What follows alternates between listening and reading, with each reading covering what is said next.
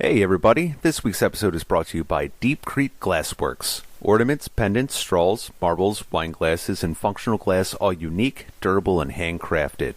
Support a local artist and visit Tanner at Deep Creek Glassworks. That's www.etsy.com/shop/Deep Creek Glassworks. That's WORX. Their creations are stronger glass than what you'll find in stores, so take it from their hands into your home at Deep Creek Glassworks. And just for our listeners, if you enter promo code SUPERFUN, you'll get 10% off of your next order. Once again, that's www.etsy.com/shop/Deep Creek Glassworks. Welcome back for another episode of Super Fun Game Review Podcast Go. Find us on Facebook.com/SuperFunPodcast, Twitter.com/SuperFunPodcast, Patreon.com/SuperFunPodcast, Instagram at SuperFunPodcastGo, iTunes at Superfun Game Review Podcast Go. Thanks and enjoy the show.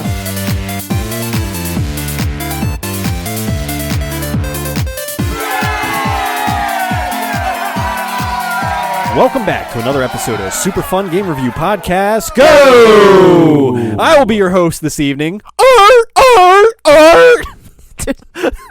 To my left this evening, Mr. Ralph. Happy 38th birthday! And across from him, Mr. Clarke. This is blood. This is blood. This is blood. This is blood. Oh boy! Ralph, you're pressing X too many times. This is blood. Oops.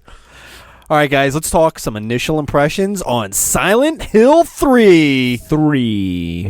Initially, I was like super stoked to play this because I liked the first two Silent Hill games, and I was like, cool, this one's going to be awesome, and you get to play as Cheryl, and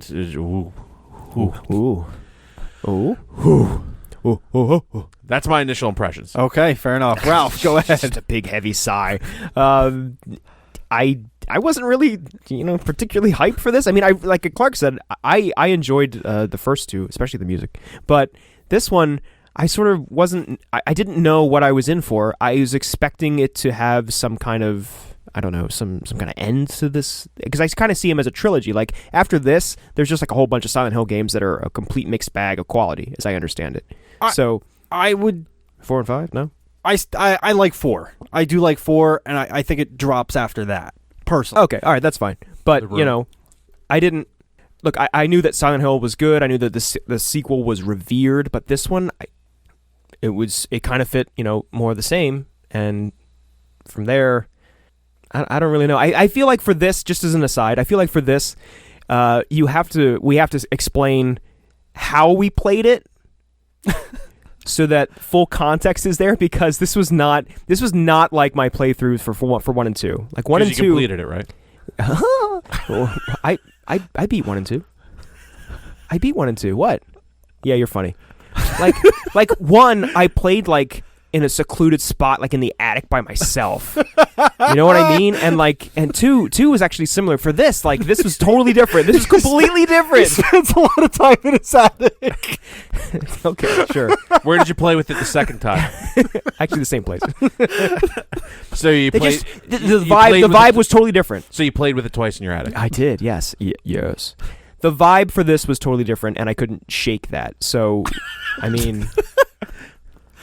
Thank you for not shaking it in front of Harry. Yeah, Harry, let's go ahead with your initial impression already. Okay, I will say the first joke, going for the dick joke, was a little simple, but the shaking brought it home. Yeah. Yeah, really.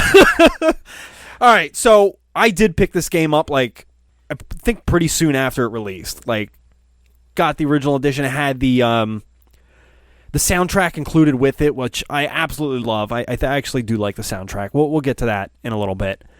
I know this game isn't as good as its predecessors, but I absolutely loved the fact, because I liked the first one so much, and I hated when people were like, second one is so much better, because I still think the first one is better. I reviewed it as being the better of the two games, and just the third one revisiting, like there's none of the original characters from the first one in 3, but just touching on that story. It's much more of a sequel to 1 than it is 2. Very much so, absolutely. So yeah. I know what you're saying. It's actually considered a direct sequel to the first one. Basically, it doesn't leave right off. It's like 13 years later, or 15, like or 15, 17, 17. something like that. I don't know. It just the ties to the first game. It was happy to see that story continue, and I kind of like what they did with it. But they do drop the ball in a couple things, and I think they do a couple things very well with this game. I'll explain. We'll get into it. But no, let's talk game development then. Game development. So this came out in 2003. PlayStation 2. This was actually getting worked on simultaneously as Silent Hill 4, which at that time was called Room 302. Right. There was like two different divisions of Team Silent.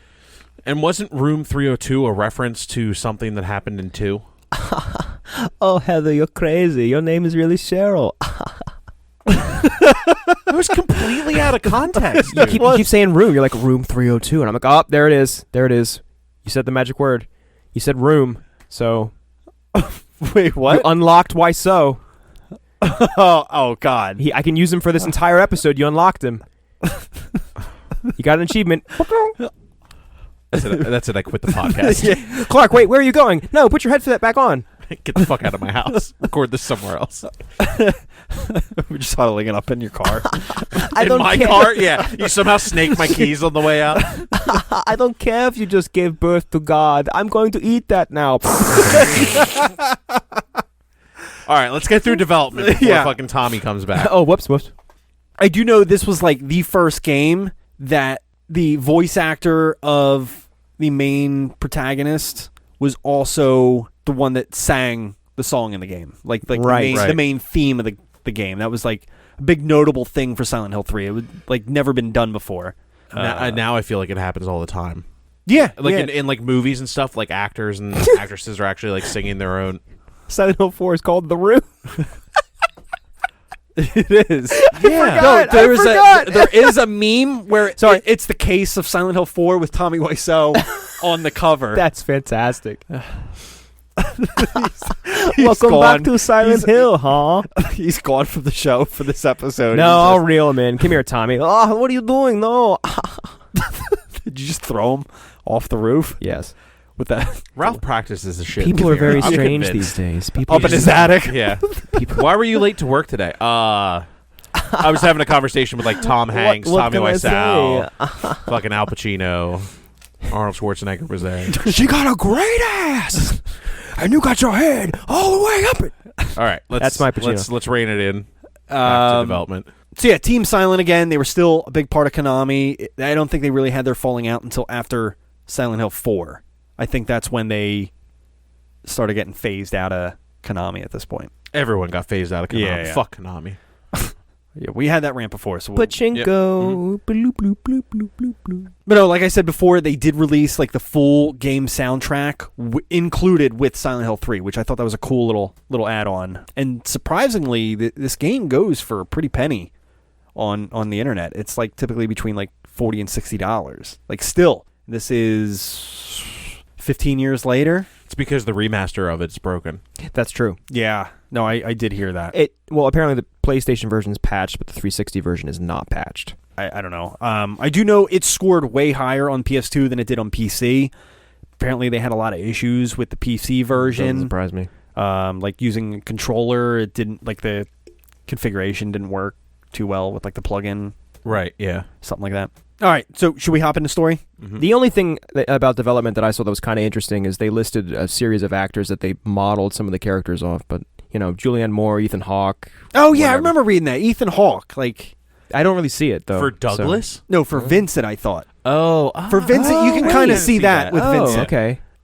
Douglas, actually, there was something about Douglas. He's a pointless character? Yeah. They did model him off of somebody. Ian Holm? John Candy. John Candy? Leave John Candy alone, man. I love John Candy. Yeah, he had a heart attack, and now he's your joke. Come on. No, that was a lie. They didn't model him off of somebody. They had an idea in their head of what he would look like, and they had a name. There's some name. John Goodman? Douglas Fairbanks. Oh, that's where his name came from. Whoops. Yeah, but I think it was nothing more than they liked the name Douglas for that character. The name seemed to suit him. It was Claudia. It was like the antagonist of the game. She was the evil chick. Yeah. Yeah. They were originally designing her to be like really kind of like punkish kind of thing, with like covered in tattoos and everything like that, but they thought it would be like too stereotypical or obvious that she's the bad guy. The goth did it.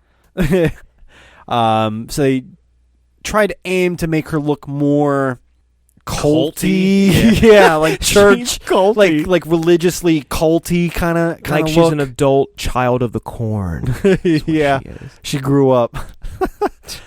But yeah, I think that's officially now everything I have on game development. All right, yeah, we could probably just move on. Cool. Let's grab our pole and whack something in the story. Grab your lightsaber and let's womp womp in the story. Transform into Sailor Moon. In the story. Yeah. Story. All right, so story. Let me just kind of run it down. There's actually not a ton. No, there's think not. there would be, but It kind of transitions really weird. Like she's just like in. Yep, let's get that synopsis in mall. though, Harry. Go Yeah, ahead. Do it. I'm saying she wakes up in the mall. Basically, you soon find out that her father is Harry from the first game. It's a very loosely alluded to that they're altering their identities because she has dyed her hair and everything like that. They elaborate it more on the movie, but I'm not going to dive into that. But basically, Harry's keeping her on the run because he knows of the cult from the first game.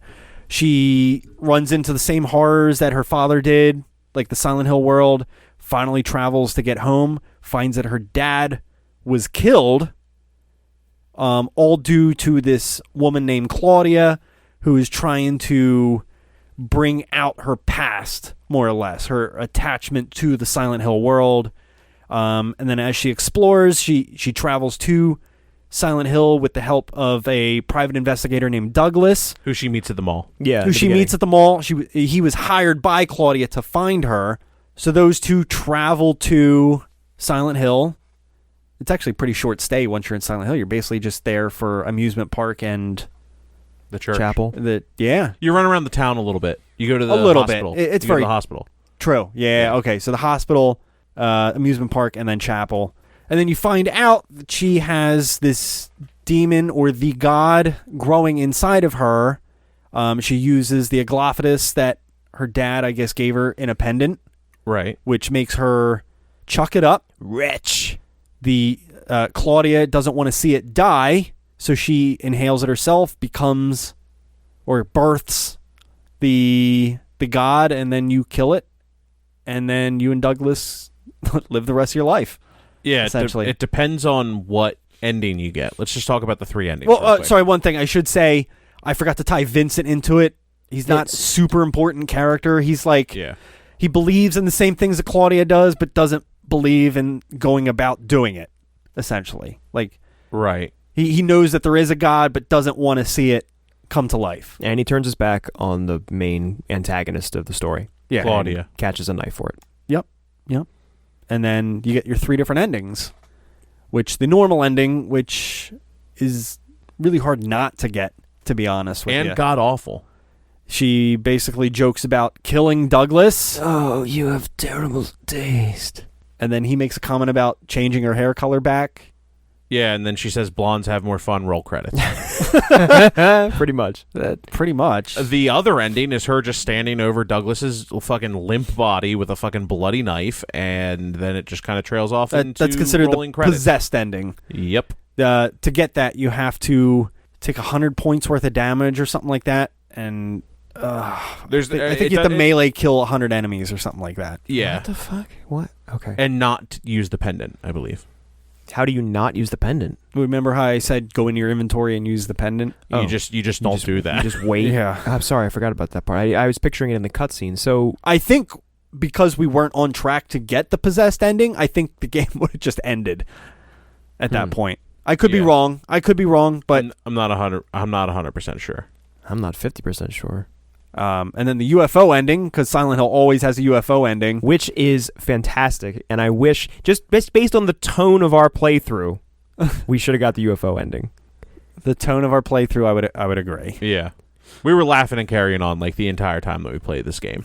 Yeah, and that one's considered the revenge ending, where she's like, all these creatures came at me or something like that, and then And she's talking to her two dads, one of which is an alien, and Harry Mason. And James is in the back as well. Yeah, and James is they there just for keep some picking up reason. characters as you go through the different games. And then they go back and just destroy Silent Hill. They off the just map. bomb it. I thought it was great. And it's always cartoonish. It's never like legitimate cutscene or anything. It's just like sketches colored with like crayons. Yeah, because Konami didn't want to do those fully.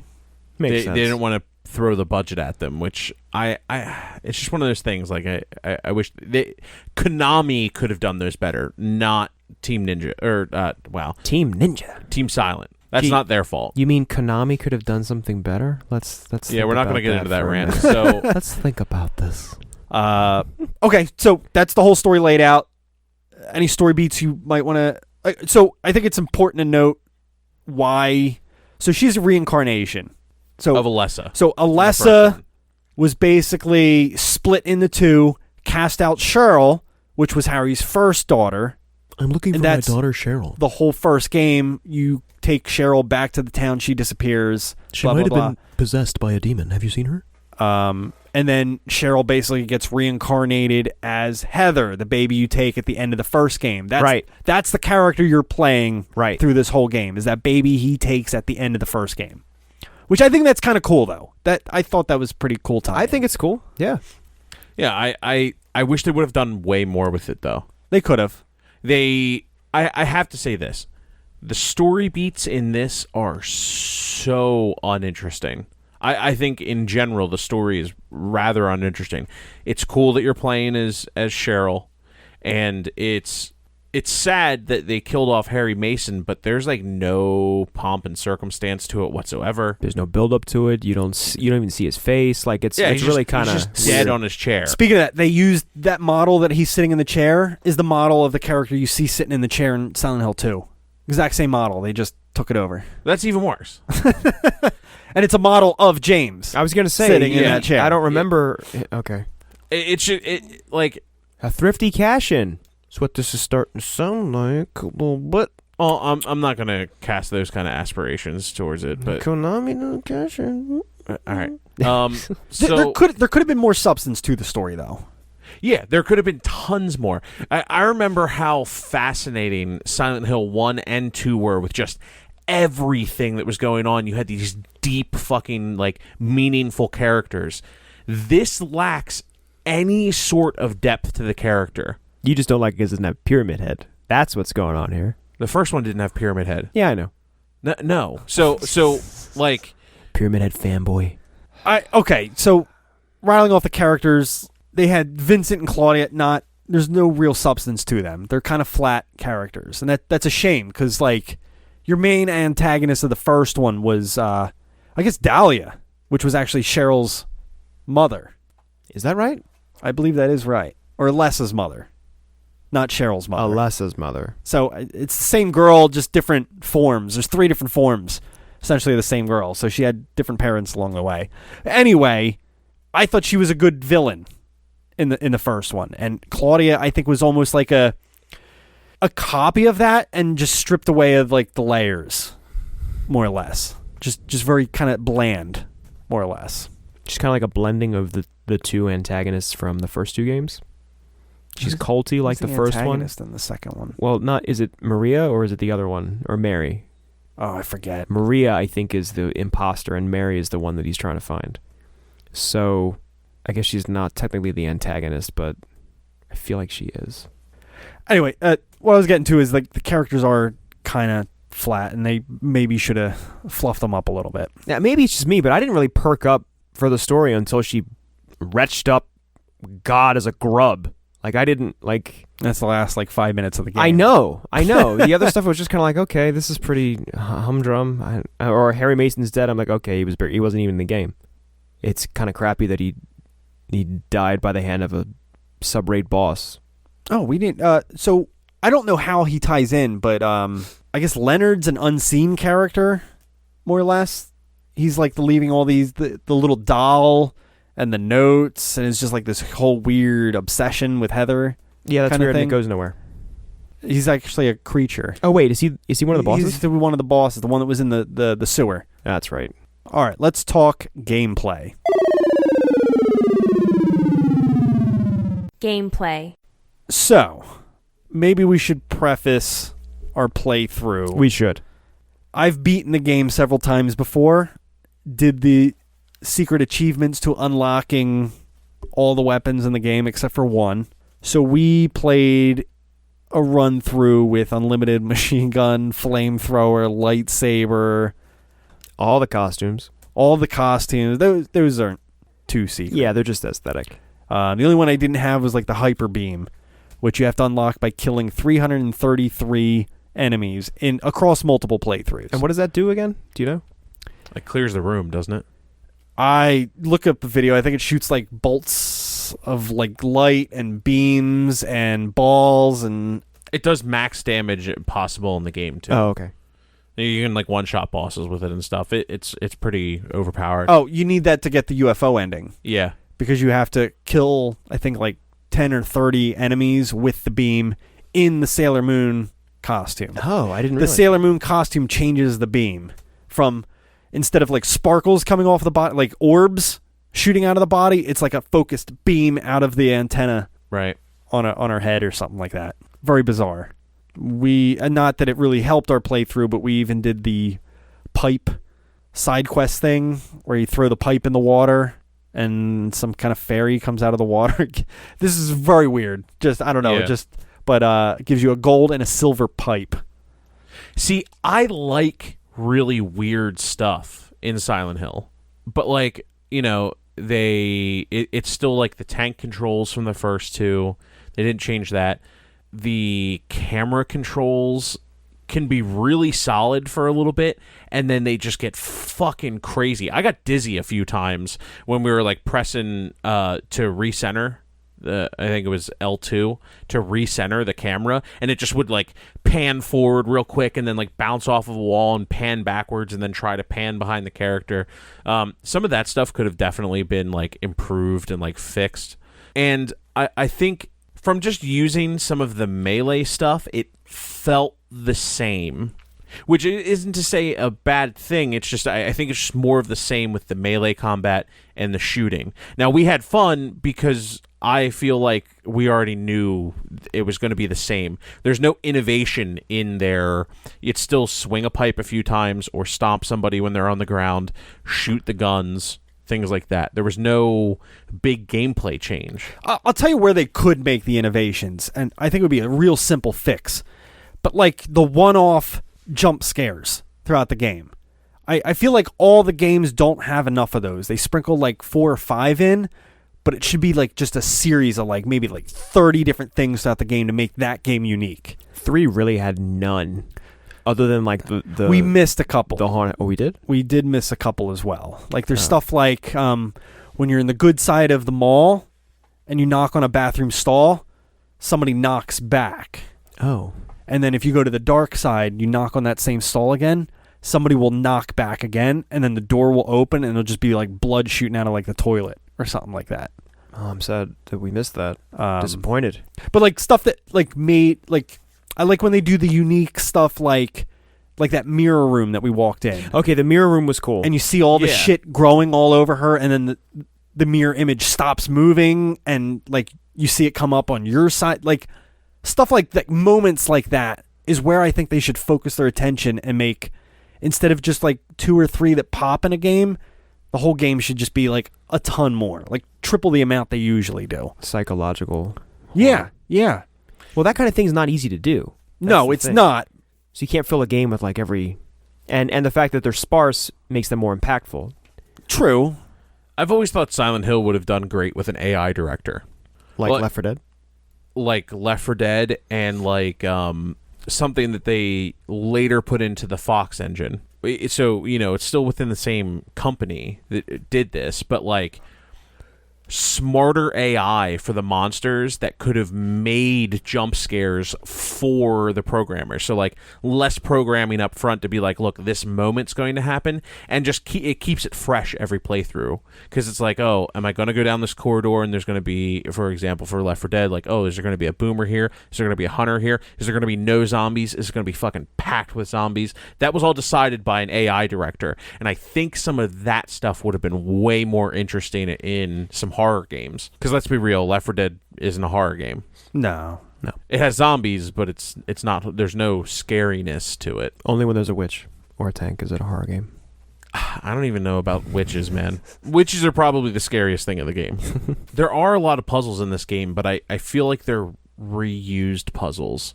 Like, I didn't think they were bad though. They're not terrible, but if you reuse good puzzles, you're still reusing good puzzles. Like the whole, you need the 5 items to get through the final door. Well, yeah, that's like a direct thing, and that didn't happen in 2. They broke the mold with that in 2. I did like the grid puzzle we did down in the morgue, where we had to get the numbers off of the bodies and then kind of rearrange that. And then there was the other one where we had to, what was that one that we did? The books? I thought the books was cool. Oh, where we had to arrange the books? Yeah, I thought that was good. For the number that's handwritten in blood or whatever. Yeah, they're all very simple, like, hey, everything that you need is in this room, get through this door. Very... Yeah. Didn't have to use a candle to make wax to put a handle and anything crazy that like is that. The dumbest fucking puzzle, though. That is crazy. That was dumb. Some of the fetch quest stuff that you have to get, like, oh, I have to get this key out from under a pallet that I can very easily reach my hand into, or very, like, just be a little more innovative there. Like, it could have been down a drain to use the tongs to get instead of under a pallet. Sure. And like, it was like really unbelievable. Like, it's a pallet, it's wood, you have a pipe, like you can break a pallet open with your pipe, like, so not only that, but then also using a fucking clothes hanger to pull down a rusty fucking ladder on a fire escape. No fucking way. I would pay money to see somebody actually fucking do that with a hook. That wasn't an oiled fucking ladder. I'm sorry, that it would just never fucking happen. Well, that's in the same vein as the wax and handle. But that's kind of it's kind of interesting, kind of like here's a problem, I need a unique solution, not like, oh, this drawer is rusty, let me get a screwdriver, or let me get whatever. Fucking like that was, I don't even think that was that the solution? I don't remember. Yeah, you had to get a fucking screwdriver to undo a fucking drawer when you could have just very easily fucking just like push the drawer, like use some elbow grease. Yeah, just it was real dumb. Lacking. Yeah, they probably could have.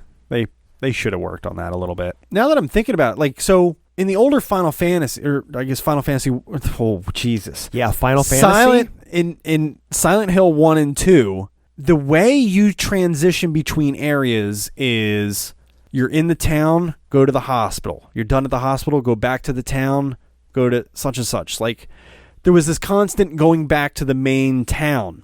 This game more or less transitioned from place to place without visiting this open world in between. Correct. It's very linear. It is. It is a little bit more linear. It didn't really open up potentially until you get to Silent Hill. Not even, though, because there's only one place you can fucking go in Silent Hill, and then you're off to the fucking amusement park. It's completely linear. Yeah. There's no... I mean, I know you can't really necessarily do them out of order, but there's no like, oh, I found this in this building, so I'm going to go here. The entire first 2 acts of this are... in a 4-act play. Yeah, in a 4-act play. No, it's essentially you going home is the first 2 acts of it. Yeah. And then they have this just non-payoff of Harry Mason dying. Correct. And accurate. It's just... I think it's just poorly done. And a car ride to Silent Hill, and that's a long scene, just like one scene after a scene after a scene before you get control again. It's not like that long. Well, I'm just saying, that was like 90% of the story in that one segment, if you think about it. Yeah, imagine if it was just interesting. In general, I'm thinking of Metal Gear Solid 4. Like, you're not going to survive, Harry. You're going to need to buy like caffeine pills to get through the cutscenes. And MGS4.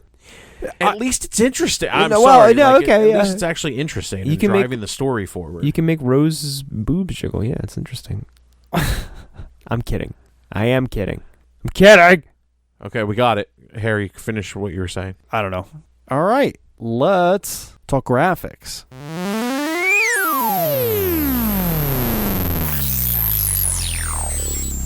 Graphics. I thought the design was really cool for some of the monsters and things like that. Out of the first 3 games, I don't like the design of the creatures other than Pyramid Head, or I dislike them the most in Silent Hill 2. I think they're just very bland and copy-paste, just the whole mannequin theme. The whole mannequin theme is really tired and very boring into. In this one, it's nice to see them make weirder, fleshier monsters. Oh yeah, like the first ones you encounter, those big suckers.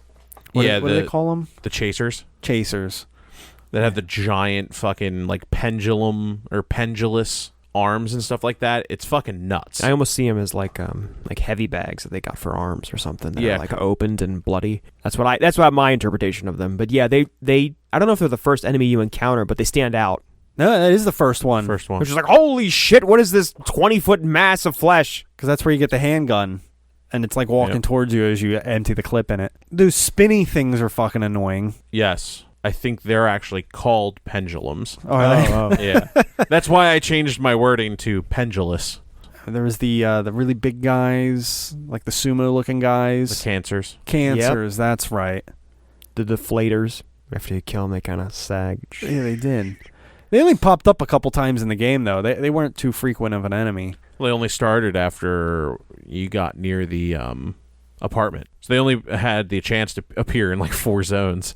But yeah, some of the bosses were really cool. I thought like the giant worm looked really fucking like intense and pretty cool. I think the character models looked really good. Yeah, no, I think they definitely took a step in the right direction with the character models. They're bland characters, but the models still looked pretty solid. I will say this. I actually prefer the cutscenes from 2 to this. I think the FMV took a step back because they were just using their character models in their movies. Yeah. Like, there wasn't anything, like, super polished in any of the FMVs, and there's also a severe lack of them, so they didn't get to show off any processing power on the GPU at all. So it's one of those things where, like, the game in general looks better, and I think the environments are a little more diverse than 2. However, their inability to animate differently in the FMVs, I think, takes a step away from that. Because I liked, like it just seemed like they didn't want to put any filters on anything. Like, think about 2 when he's going through the cutscenes, you get like that like film grain on memories and things like that. None of that is in this game. When you think about the cutscenes and stuff. And that was another thing. I was just like, you're telling a bland story and you're not even telling it in an exciting way. Like, bland things can be exciting if someone's excited about telling you it. It's not, though. It's like super not engaging. They didn't use, I feel like, their art style to engage you at all in the story. And survival horror games, if they don't have a great story, unless the gameplay is like really fun or amazing, I think that is a detractor to the overall quality of the game. Having said that, I do want to say that there were a few moments in the cutscenes that I was like, wow, this is a PS2 game. Like, I was kind of taken aback at the detail of the characters, specifically Douglas's like hair and some of the facial details with him. Also with Heather or Alyssa, Cheryl, the moment where she's crying over her dad's death in the car. I was really surprised at the motion capture and some of the subtlety, and like you could see the pain in her face. Like, she wasn't saying anything, but you could see it. I was genuinely like, wow, this is, because half the time when she talked, it looked like a goddamn cartoon. Like, her mouth animations were just weird. But then she's got this really, like, and again, we're playing the game, laughing, chuckling, using the machine gun, the lightsaber, and Sailor Moon, and we have this moment where she's having this serious, sad moment about the death of her father. And I was taken aback at the detail on her face. So I don't know. It's kind of a mixed bag, I think. Yeah. Well, I think they put like, again, when I was saying like all the story is in that like one section of the game. Like, they probably put a lot of focus on that whole scene. To be honest, so they probably went over it and over it and over it just to nail that one moment. So maybe they let some of that slide on earlier scenes. Just, I don't know. I like the environments in this game, though. They do feel a little bit more unique than Silent Hill 2 environments. Just it gets bland, in my opinion. I kind of think that it's on par with the series, where you have the dingy normal world, and then you have just like, oh God, it's all flesh and blood for hours or for however long you're in those zones. You know what was, well, we'll get to this more in sound, but I don't like that they got away. Actually, I think the first one is the only one that really, really did it. But like the transition between the normal world and the evil world, you'd always hear that siren. Yeah, there's no siren in this one. I think it was only in the first one, to be honest, and it was so iconic. I like something like that, like just getting away from that. I don't know why they did that. It just feels like such an important aspect. Yeah, and then it had like that machined sound with it too when it was happening. Yep. Yeah. And they kind of did something like that in 2, if I remember. I think it was like the static. They made like it more staticky. Since we're talking about that, let's just officially transition into our sound segment. Music. Music was amazing in Silent Hill 3. I actually think the music is really good. I'm not super keen on... I got really excited because I thought they remixed the main theme from 1 with the banjo, and then it's just some dude singing, and I was like, what the fuck is this? I agree. But that's like the only thing that I have as a real complaint about the music. The sound effects are pretty good. The only thing I didn't like is it sounded a little sexual when she was stomping out monsters. It was like a little sexualized. But yeah, like it's just I thought it was pretty decent. The voice acting's a little weird. It's weird in every game though. Like I feel like that's something they couldn't nail, and that's Japanese director with English voice cast. When did voice acting become like as amazing as it is today? Yeah, like because it definitely wasn't here. Well, so there was like a renaissance, like right in the Xbox 360 era, where there were companies that were like, "Hey, let's just be localization companies," where they would take a game, take a script, and they would voice act it, and they would do the translations themselves. But they're localization experts, so they would do like British versions. Like Spanish versions, English versions, and a lot of Japanese companies started doing that, so we get these amazing performances from our voice actors through these companies, through localization companies, and I think that's like really, really what contributed to like the amazing voice acting now in certain things like that. That's why too, like you can see it in anime as well. Like anime dubs used to be absolutely fucking atrocious, and now there's certain anime companies that use a localization company that really brings voice acting to the forefront. This game does not have that. It has like some decent performances from some people, but they all sound like they've never been in a recording booth together.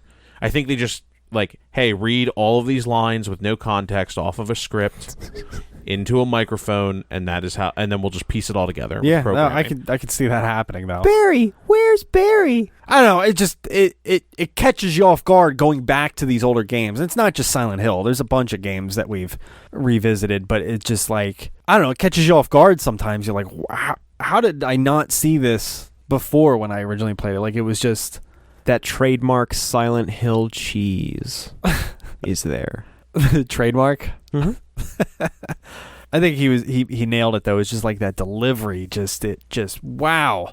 Like have you ever seen like voiceover directors and them interacting with people? Like Naughty Dog is incredible about putting out their stuff. They did it for like Last of Us and stuff like that. You can see people literally in full mocap suits and it's the voice actors, and they have like the fucking weapons in hand and stuff, and they just act out a scene, and they fucking voice capture from that, and they use that, and like that's fucking incredible. They use it together. Yeah, because you're just acting out a scene and recording it. So you're getting I've just taken like 30 steps in a row, and like you get like the breath and like this, like you get that stuff. Whereas if you just sit there, if I said all of my opinions like this, it would get really boring and uninteresting, and then completely disjointed from anything else that I'm saying. Like, that was hard for me to do, but you know what I mean? Like, there's no emotion to it. There's no excitement. You don't know what's going on in the scene. No context. You don't know if your character's scared or just like went through. They have people that could like run for like a mile and then all of a sudden be like, oh man, I am so tired. And like, it has no fucking context because they're like not out of breath. They don't, it's just here, read all of these lines, not here's a script, here's what's going on, here's your character direction. And I think that's something that Konami has done in general terribly throughout all of their games. Yeah, I don't think Kiefer Sutherland was riding a horse for his motion capture stuff for Metal Gear Solid 5 as just an example. Not that his performance is bad. I'm thinking of that straight away. I don't know. I'm just saying, like, with the Silent Hill franchise in particular, they never gave any sort of commitment to making the voice acting done properly. I will just touch on sound effects real quick, though. I like the sounds of the game. Like that screeching, what would you call it, the pendulum, the thing that spins in the air? Yep. I like that sound effect. It's very eerie every time I hear it. I like that they went back to like the Silent Hill 1 nurses with like the sounds and everything. It wasn't like that Silent Hill 2 kind of like hybrid weird thing or whatnot. I feel like the static was less impactful in this one. On the radio? Mm-hmm. Yeah. I barely noticed it was there half the time. Or maybe it was just like, it was background static. Yeah, I don't think it was as prevalent. No, I don't think so either. Enemies. It could be a cause and effect thing going on there where we weren't really afraid of any enemies because we knew we had ammunition and it was just like, okay, let's mow them down and move on. It might have been that because I just got to say it. I don't know. I also, when you'd like enter a room and there was like, like the panic music, they changed it up so much that you were just like, oh, there's loud music. There's either nothing in here or one fucking creature. It was too, like, they didn't use those sound cues well at all. I'm pretty happy with the soundtrack, though. I think they came a long way with that. Minus that song, because I was excited to hear that as well, and I forgot that they butchered it. Silent Hill is a place that's bad. Woo! Cool. Let's do final thoughts. I didn't get a chance to say anything My about the apologies. music or sound effects. It's okay. I just wanted to say that overall, to me, it's kind of a shrug. With the music, the music for the first two games I really thought was fantastic. For whatever reason, with this one, it didn't resonate with me at all. It really didn't, and I can't explain that. I don't know if I need to listen to it on its own. Maybe I'd like it, but like the first two, I definitely think they get like a seal of approval. Like I really like the atmospheric music there. With this one, it just nothing sticks out. The first song that, like, when I played this game for the first time, the first song that really, like, just, boom, kind of hit me like, this is awesome. When you climb out that window, when you're running from Douglas, there's that, like, slow guitar song that's playing, and it's, like, sunset and everything. Like, it's getting you into the game, but it's, like, making this weird transition kind of thing. But that song is, like, really soothing, and it just sounds like, at the time when this game came out, it sounded amazing coming from a video game. It wasn't just like some kind of chirpy or weird kind of music. Like it felt MIDI like tracks.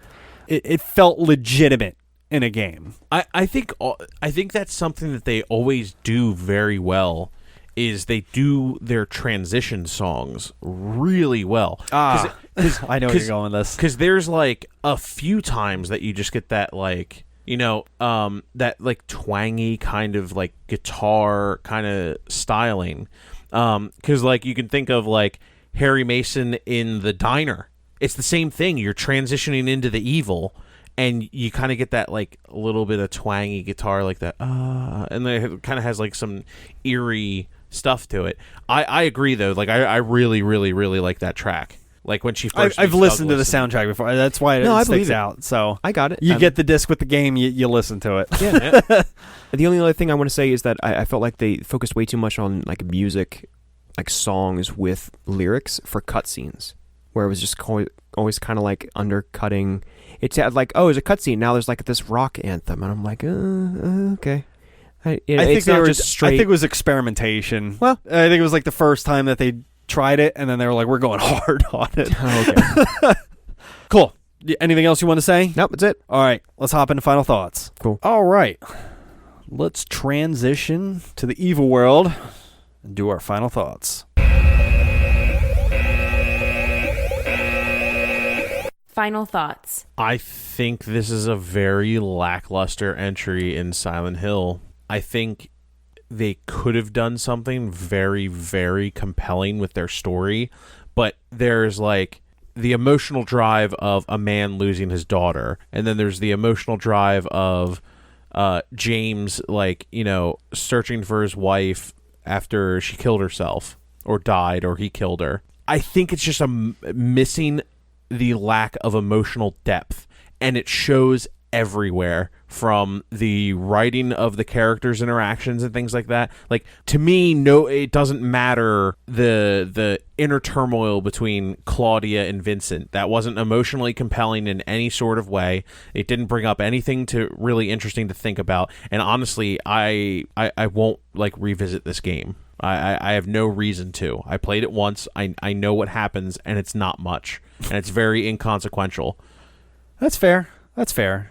Whew. I have a little bit of nostalgia for this game. I'm not going to lie. I will try not to take that into consideration when I grade it. It's not as scary as its predecessors. I don't think it was the way we played. I kind of remember playing first run through and not being as afraid as I was playing 1 or 2. 1 the most. I think that one just scares me the fucking most every single time. That intro is so good. The first one.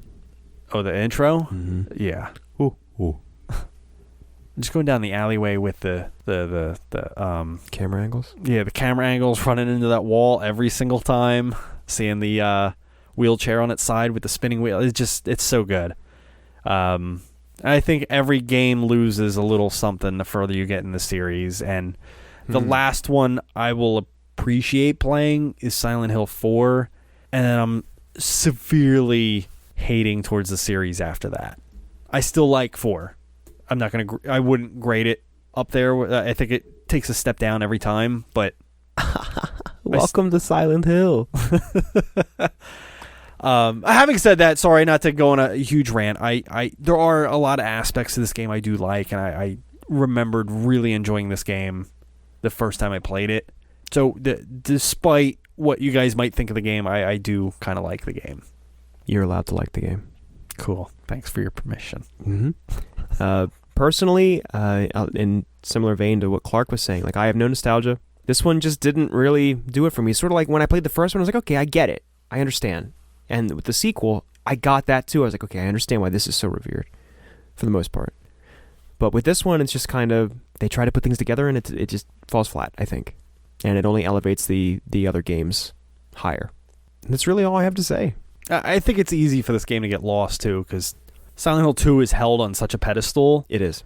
That coming right after Silent Hill 2, it's a mountain to climb to get to that same height. It's a tough act to follow. It is. It is. And the franchise has been struggling on ever since. It's a shame we never got that reboot. What reboot? Silent Hills. Silent Hills. Oh. Yeah. Cool. So let's grade this.